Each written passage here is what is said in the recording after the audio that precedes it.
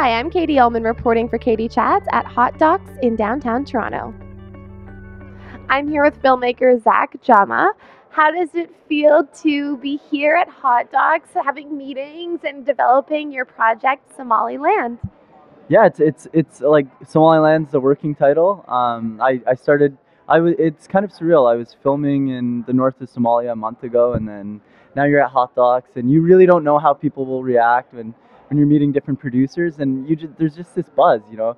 Everyone's watching really great films and can see potential in the idea. So I have a lot of follow-up meetings, and I mean it really makes you feel like you can do anything when you're watching a really great film and then you're meeting the right people afterwards. So. And tell me a little bit about the project. Give me, the pitch or whatever, whatever they call it. I'm still really working on the pitch. Like at 2 o'clock, there's actually a great talk with Barry Stevens, and I think I'll benefit a lot from that. But so far, essentially, I'm a Somali Canadian. My family moved in 1989, and the reason was because there was civil war back in Somalia. And for the first time, I went back to Somalia 2 months ago. And I wasn't planning on filming a documentary, you know. I wanted to meet different characters, record my impressions, and I ran into a team of forensic archaeologists from Peru who were digging up mass graves and finally investigating crimes during the dictatorship. So suddenly I started, spending all my time with them.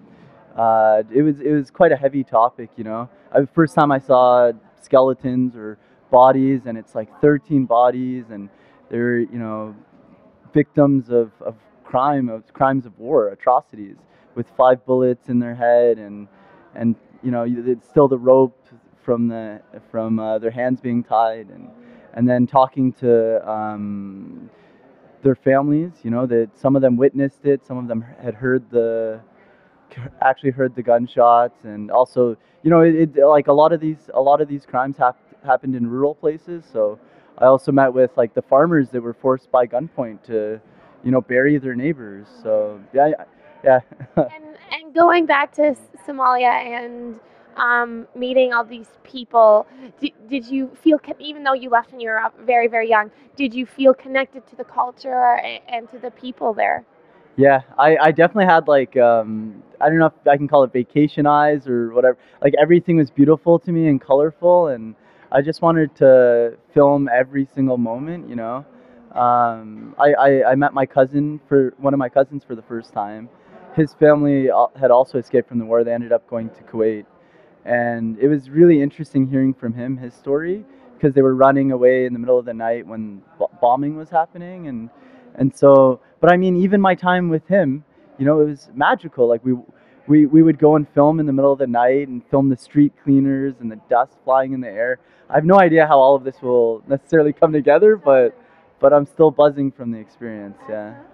And where's the best place for us to keep track of the project and see how it develops online?